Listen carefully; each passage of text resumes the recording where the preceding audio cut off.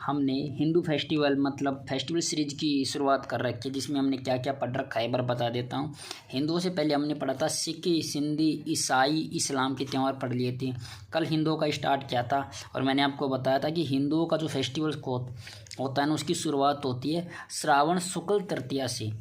मास तो विक्रमी संवत का मास चैत्र से स्टार्ट होता है, कोई दो राय नहीं। विक्रमी संवत कैलेंडर हिंदुओं का वो चैत्र से स्टार्ट होता है, लेकिन हम फेस्टिवल सीरीज पढ़ रहे हैं, इसलिए फेस्टिवल सीरीज की शुरुआत पहला फेस्टिवल हिंदुओं का पहला त्यौहार आता है छोटी तीज, जो आती है श्रावण शुक्ल तृतीया से, इसलिए हमने महीने की शुरुआत श्रावण से की है। तो कल हमने श्रावण का पढ़ लिया, कृष्ण पक्ष पढ़ लिया, शुक्ल पक्ष पढ़ लिया। आज हम बात करेंगे श्रावण के बाद में भाद्रपद की, ठीक है। तो ऐसे ही चलते रहेंगे। तो देखो भाद्रपद के बारे में बता दूँ, सर्वाधिक हिंदू त्यौहार व मेले इसी मंथ में आते हैं। ये मेरे नोट्स है ऑलरेडी लिखे हुए हैं, मैं दोबारा लिखाऊंगा तो टाइम ही वेस्ट होगा, तो मैं समझा देता हूँ आपको अच्छे से, ठीक है।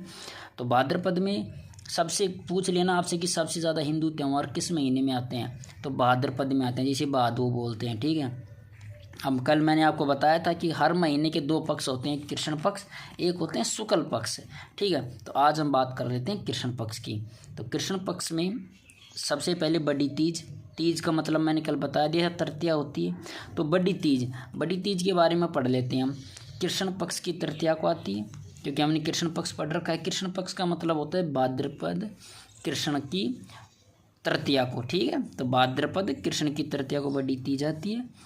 बड़ी तीज को बूढ़ी तीज भी बोलते हैं, कजली तीज भी बोलते हैं, सातुड़ी तीज भी बोलते हैं, और ये तीनों ही इम्पोर्टेंट हैं। ट्यूशन कई बार ऐसे पूछ लेता है कि कजली तीज कब आती है, ठीक है। और ये बूंदी की बड़ी तीज फेमस है। तो बड़ी तीज कहाँ की फेमस है, तो ये पूछ लेगा तो बता देना बूंदी की, ठीक है। देखो वैसे बड़ी वैसे बूंदी, ये ट्रिक है, मैंने याद करने के लिए बनाई थी, वैसे बड़ी वैसे बूंदी की, ठीक है। तो बड़ी तीज के बारे में हमने 4 बात पढ़ी हैं। एक तो भाद्र की कृष्ण तृतीया को आती है, जिसे बूढ़ी तीज बोलते हैं, कजली तीज बोलते हैं, सातुड़ी तीज बोलते हैं, बूंदी की फेमस है। कल मैंने छोटी की बात की थी। छोटी कब आती है, वो आती है श्रावण की शुक्ल तृतीया को। ये आती है कृष्ण को, क्योंकि बूढ़ी है इसलिए कृष्ण को, और वो आती है श्रावण की शुक्ल तृतीया को। उसे वो पति पत्नी का प्रेम का त्यौहार होता है एक प्रकार से, ठीक है। और वो जयपुर की प्रसिद्धि, ये कहाँ की बड़ी तीज कहाँ की फेमस है, बूंदी की। तो हमने बड़ी तीज पढ़ी है, कृष्ण पक्ष। दूसरी बात कर लेते हैं षष्ठी, जिसे छठ बोलते हैं।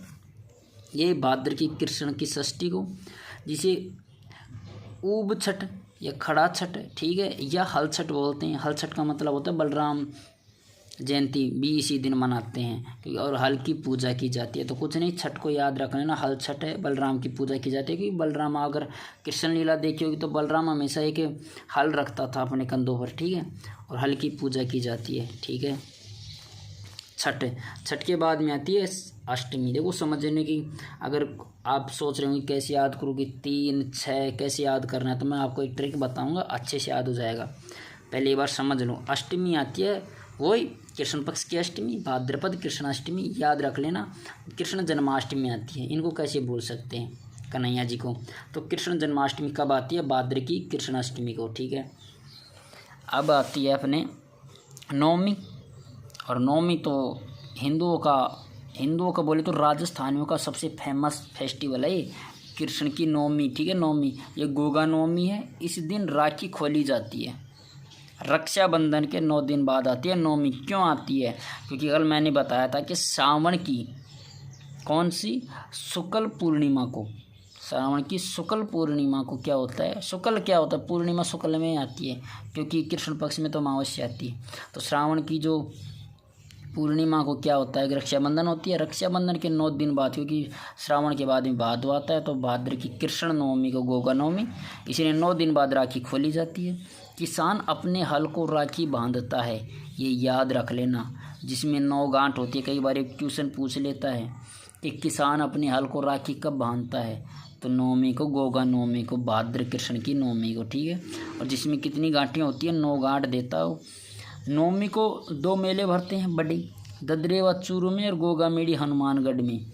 ये किसका बता है, गोगा जी का मेला भरता है ददरे व चूरू में और गोगा मेड़ी हनुमानगढ़ में, ओके। तो ये 2 मेले थे। नवमी के बाद में आता है द्वादश। द्वादश को बोलते हैं 12, अगर सुना हो तो, है ना। तो 12 है तो कृष्ण पक्ष की द्वादश को क्या होता है, जिसे बछवारा से बोलते हैं, बछड़े की पूजा की जाती है इस दिन। और इस दिन चाकू का यूज नहीं किया जाता, क्योंकि पशु की पूजा की जाती है ना, बछड़े की पूजा की जाती है। ऐसी ट्रिक याद रख लेना कि बच्चे को हम जैसे धारदार कोई भी चीज़ नहीं दिखाते, चाकू वाकू से दूर रखते, ठीक है। इसी प्रकार बछड़ा है, बछड़ा भी गाय का बच्चा ही होता है, इसलिए चाकू से यूज नहीं किया जाता, ये माना जाता है, ठीक है। अब आ जाता है अमावस्या को। अमावस्या होती है कृष्ण पक्ष की, और कृष्ण पक्ष की अमावस्या तो कृष्ण पक्ष की होती है। इसमें ये सती अमावस्या होती है। रानी सती का मेला झुंझुनू में लगता है, तो ऐसे पूछ लेता है कि कई बार रानी सती का मेला कहाँ लगता है, झुंझुनू में। कब लगता है, कृष्ण पक्ष की अमावस्या को। कौन से कृष्ण पक्ष की, कि भाद्रपद के कृष्ण पक्ष की, ठीक है। तो सती अमावस्या होती है। रानी सती का मेला झुंझुनू में लगता है। रानी सती का नाम नारायणी देवी था, उनके पति का नाम था तन धनदास जी अग्रवाल, ठीक है। और इन्हें दादी सतिया, सतियों की रानी कहा जाता है। तो आपसे ये पूछ लेगा, अमावस्या के दिन याद रखना आप, रानी सती का मेला लगता है, झुंझुनू में लगता है। रानी सती का नाम क्या था, नारायणी देवी, हस्बैंड का नाम था तंदन दास जी, और इन्हें दादी सती या सतियों की रानी कहा जाता है, ठीक है। तो ये हमने कृष्ण पक्ष की अमावस्या तक की बात कर ली। अब आता है भाद्र शुक्ल पक्ष, ठीक है। इसको पढ़ने से पहले मैं आपको एक छोटी सी ट्रिक बता देता हूँ, जो आपको याद रखनी है, ठीक है। वो आपको याद रहेगी, यहाँ बता देता हूँ मैं ये ट्रिक्स। हमने क्या पढ़ा है, पहले कृष्ण पक्ष पढ़ा है ना, कृष्ण पक्ष है ना, ये आना है। तो कृष्ण पक्ष में हमने ये 3 का पढ़ा, तो आता होगा आपको अच्छे से। 3 6 3 3 दूनी 6, 3 3 9, 3 चौक 12 और 3 पंच 15। समझ में आ गया, 15 तक। तो मतलब ये याद रख लेना कि तृतीया पढ़ा हमने, बड़ी तीज। षष्ठी पढ़ी हमने, छठ बलराम जी की पूजा की जाती है, हल्की पूजा की जाती है। एक बीच में ये नौमी पढ़ा था हमने, गोगा नौमी। बछवारस पढ़ा है, अमावस्या रानी सतियों का है ना, रानी सती के मेला। तो एक इसमें बीच में याद रख लेना 8, क्योंकि हम कृष्ण जी को कैसे बोलते हैं, तो कृष्ण जन्माष्टमी हमने पढ़ा था। तो याद रख लेना, भाद्र के जो कृष्ण पक्ष में ना 3 का पढ़ा याद रखना, 3 6 9 12 15 लिख लेना। फिर आपको याद आना चाहिए कि मैं गोला लगाया हूँ 8 के, मतलब कृष्ण जन्माष्टमी भी आएगी, ठीक है। अब लगा लेते हैं शुक्ल पक्ष। बस एक पक्ष याद रख लेना आप, कौन सा, कृष्ण पक्ष याद रख लेना। देखो ये 3 का पाड़ा है, इसमें 2 का पाड़ा, क्योंकि ये विषम है, ये सम में चलेंगे हम, याद रख लेना, क्योंकि विषम से स्टार्ट कीजिए 3 से। इसमें 2 का पाड़ा, 2 4 6 8 10 12 14, ठीक। और पूर्णिमा तो आती है, ये आपको याद हो गया अच्छे से। अब देखो, जो कृष्ण पक्ष में आ गया है ना, वो शुक्ल पक्ष में नहीं आना चाहिए। तो देखो शुक्ल पक्ष में 2 है, 4 है, लेकिन कृष्ण पक्ष में 6 आ गया, तो 6 नहीं लिखेंगे, ठीक है। तो इसमें 6 नहीं आएगा, ठीक है। अब 6 नहीं आएगा तो क्या आएगा, कुछ एक तो आना चाहिए। तो इसमें 5 नहीं आया, तो इसमें 5 आ जाएगा, ठीक है। ऐसे याद रख लेना, क्योंकि इसमें 6 आ गया तो इसमें 6 नहीं आना चाहिए। 8 दोनों में आएगा, अष्टमी दोनों में आएगी, याद रख लेना, ठीक है। फिर 10 ऊपर नहीं आया, फिर ऊपर 12 आ गया, तो एक बार 12 इसमें नहीं आना चाहिए, ठीक है, क्योंकि हमने कृष्ण पक्ष में 12 लिख लिया। लेकिन 12 नहीं आएगा तो क्या आएगा, फिर 11 आएगा, ठीक है। फिर 14, फिर पूर्णिमा, से याद रख लेना, कुछ नहीं है। पहले 3 का पाड़ा, 3 6 8 9 12 15, फिर 2 का पाड़ा लिख लेना है, पूरा लिखना है पहले। फिर जो ऊपर आ गया उसको काट देना, 6 ऊपर आ गया, 6 को काट दिया, लेकिन 6 की जगह कुछ तो लिखेंगे तो 5 आएगा। इसके पास वाला लिखेंगे 4 की जगह 5। फिर अष्टमी दोनों में आएगी। फिर 8 के बाद में 10 आता है, 10 ऊपर नहीं है। फिर 12 ऊपर है, लेकिन 12 काट देंगे तो 10 के पास 11 आएगा। फिर 14, फिर पूर्णिमा। तो ऐसे याद रख लेना है, ठीक है। देखो हमने तृतीया, षष्ठी, नवमी, अष्टी, नवमी, 12 और अमावस। इसमें क्या है, दूज, चतुर्थी, पंचमी, अष्टी, दशमी, 11 एकादशी बोलते हैं इसे, चतुर्दशी और पूर्णिमा। तो अब इनकी बात कर लेते हैं, तो आपको ये याद हो जाएगा कि कैसे कैसे याद रखना है। अब ऐसे नहीं बोलो शुक्ल पक्ष में, भाद्रपद के शुक्ल पक्ष में एक कम को क्या हुआ था, एक कम थी कि नहीं, षष्ठी को क्या हुआ था, आपको याद होना चाहिए कि 2 4, पहले 2 का पहाड़ा लिखेंगे, फिर 6 और 12 को काट देंगे, 5 11 लिखेंगे, तो ये ट्रिक हो जाएगी, है ना। अब कैसे याद करना है, देखो 2 है तो अब चलेंगे द्वितीया पर। तो भाद्रपद की शुक्ल द्वितीया को कृष्ण हमने पढ़ लिया, शुक्ल द्वितीया देख लो, द्वितीया दूज है तो इसे दूज या बीज बोलते हैं, जिसे बाबेरी बीज बोलते हैं। बाबे का मतलब बाबा रामदेव जी की, तो बाबा रामदेव जी की दूज या जयंती होती है इस दिन। मेला कहाँ का बढ़ता है, जिस प्रकार से नवमी का मेला हमने देखा था, कहाँ का बढ़ता था नवमी का मेला, तो नवमी का मेला बढ़ता था एक तो ददरेवा चूरू में और एक गुगामिड़ी हनुमानगढ़ में। ठीक उसी प्रकार बाबा रामदेव जी का मेला बढ़ता है जैसलमेर के रूणीचा में लगता है, जो कि द्वितीया से एकादशी तक लगता है। ठीक है, द्वितीया से एकादशी तक। ठीक है, अब इस मेले को मारवाड़ का कुंभ कहा जाता है। इस मेले को क्या कहा जाता है, मारवाड़ का कुंभ कहा जाता है। ठीक, ये भी याद रखना, क्वेश्चन कई बार पूछ चुका है, देखो मैंने अंडरलाइन कर रखी है कि मारवाड़ का कुंभ किसे कहते हैं, जैसलमेर के रूणीचा में जो मेला लगता है ना द्वितीया से एकादशी तक, उसे बोलते हैं। और किसका लगता है, बाबा रामदेव जी का लगता है। ठीक है, अब दूज के बाद हमने देखा था चतुर्थी, वह चतुर्थी, तो ये चतुर्थी शुक्ल पक्ष की चतुर्थी। अगर आपको याद हो, अगर आपने पिछला लेक्चर पढ़ा हो, तो एक बात की थी मैंने कि साल में 24 चतुर्थी आती है, 12 शुक्ल की 12 कृष्ण की। हमने ये भी पढ़ा था कि शुक्ल की एक भी चतुर्थी नहीं मनाते, एक भी नहीं आती। ठीक है, क्यों, क्योंकि उस दिन अगर चांद देख लेते हैं ना तो चोरी का आरोप लग जाता है, ये मैंने पढ़ा था अच्छे से। लेकिन फिर यहाँ पर शुक्ल की चतुर्थी क्यों पढ़नी, क्योंकि मैंने एक अपवाद बताया था, वो गणेश चतुर्थी के बारे में बताया था कि गणेश चतुर्थी ऐसी चतुर्थी है जो शुक्ल पक्ष को आती है। बाकी जितनी भी चतुर्थी पढ़ेंगे वो हमें कहाँ मिलेगी, कृष्ण पक्ष में मिलेगी। ठीक है, तो एक बार पढ़ लेते हैं गणेश चतुर्थी के बारे में। शुक्ल पक्ष में आती है भाद्रपद की, गणेश चतुर्थी बोलते हैं, शिव चतुर्थी बोलते हैं, कलंक चतुर्थी। क्यों, क्योंकि चांद ना देखने के लिए कहा गया कि इस चतुर्थी को, शुक्ल की चतुर्थी को चांद नहीं देखती। और चतरा चौथ, चांद ने चतुराई दिखाई थी।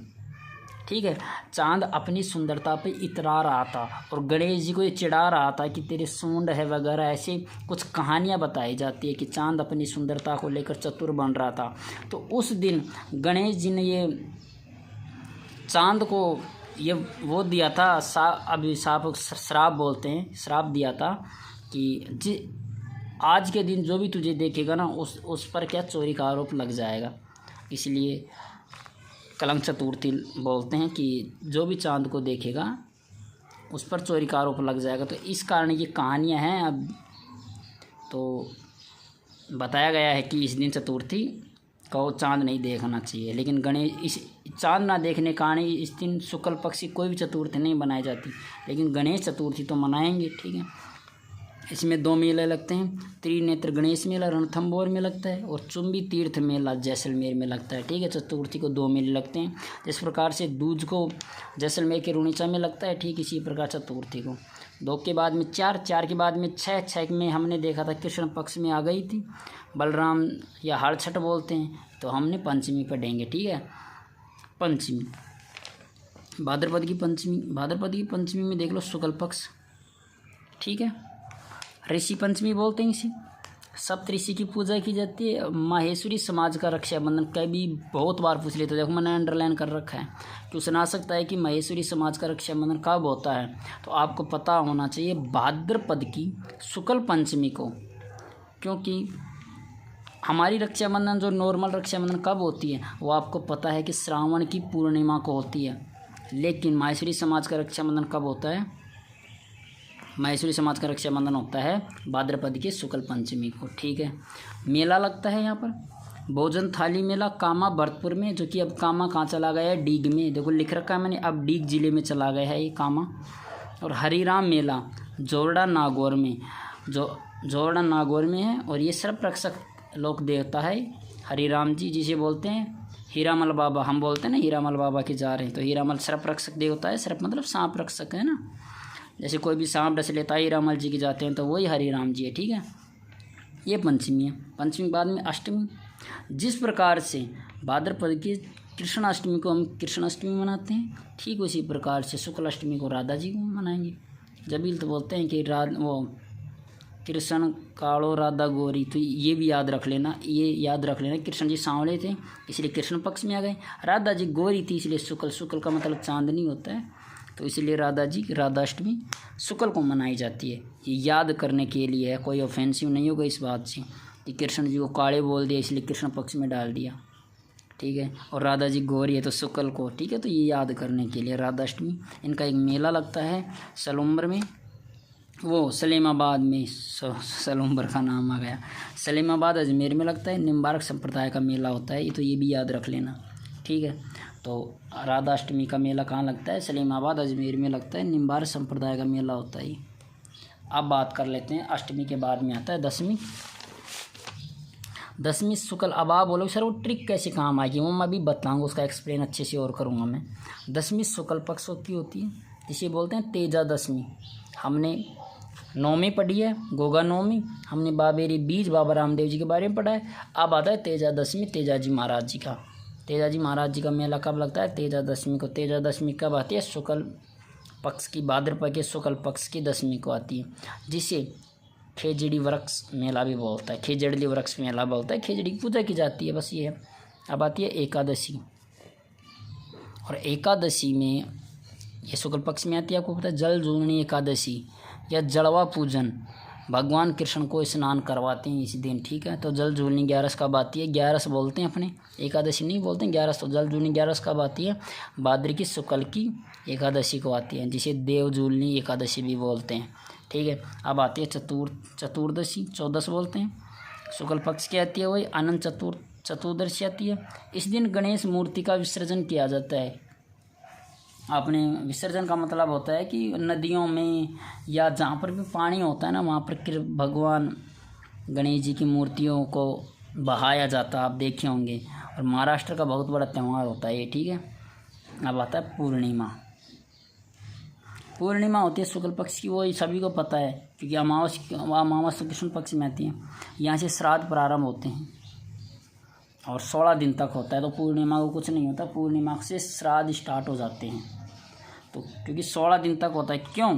क्योंकि आसीवन का यानी कि भाद्रपद के बाद आसीवन आता है, तो आसीवन के 15 दिन कृष्ण पक्ष के और एक पूर्णिमा का ये, इसलिए 16 दिन होता है। तो श्राद्ध 16 दिन के होते हैं। क्यों होते हैं? क्योंकि पूर्णिमा भी श्राद्ध में चली जाती है इस बार, और आसीवन के कृष्ण पक्ष के 15 दिन अगले आने वाले महीने के, ठीक है, इसलिए ये। अब ट्रिक कैसे काम करती है वो मैं आपको बता देता हूँ। आपने मान लो ये याद किया, कृष्ण पक्ष और शुक्ल पक्ष ये याद कर लिया, इतना ही बहुत है। आपने कृष्ण पक्ष याद किया 3, 6, 9, 12, 15, लेकिन आपको ये मैंने बताया था कि 8 याद रख लेना, इसमें 8 आएगा। अब क्या करोगे आप, ये लिख लोगे तो शुक्ल पक्ष आसानी से हो जाएगा, 2, 4, 6, 8, 10, 12, 14 और पूर्णिमा लिख लोगे। और आपको मैंने बताया था जो ऊपर आ गया वो नहीं लिखना है, 8 दोनों में आएगा, ठीक है। और जैसे 6 को काटा तो 5 आ गया, 12 को काटा तो 11 आ गया। अब याद कैसे होता है ये लिख लिया। अब ये याद हो जाएगा, तीज, बड़ी तीज थी, बूढ़ी तीज थी, बूंदी की प्रसिद्ध है। छठ, हड़ छठ बोलते हैं, जिसे बलराम जयंती भी होती है, हड़ की पूजा की जाती है। अष्टमी कृष्ण अष्टमी होती है। नवमी गोगा नवमी होती है। बारस बछबारस होती है, चाकू का प्रयोग नहीं किया जाता। अमावस्या रानी सतियों का मेला लगता है, कहाँ झुंझुनू में लगता है, ये याद हो जाएगा। शुक्ल पक्ष में दूज बाबेरी बीज होती है, बाबा रामदेव जी का मेला लगता है। जैसलमेर की कहाँ पर लगता है? रूणीचा में लगता है।